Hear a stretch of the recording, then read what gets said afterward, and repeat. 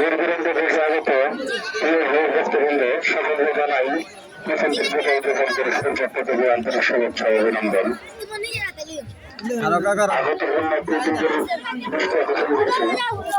যারা যারা বাইরে কাপড় করতেছেন, বাইরে কাপড় না ছিল একটু কাপড় একটু আমাদের স্ট্যান্ডার্ড আছে, স্ট্যান্ডার্ডের ভিতরে কাপড় পরিধান করেন। স্ট্যান্ডার্ডের ভিতরে সকলে কাপড় পরিধান করেন, অন্য কাপড় পরিধান না করে স্ট্যান্ডার্ডের ভিতরে কাপড় পরিধান করেন। সবাইকে জানাই পূজায় যখন পরিষদের পক্ষ থেকে আন্তরিক শুভেচ্ছা ও অভিনন্দন। আমি আমার সংক্ষিপ্ত বক্তব্য শেষ করছি।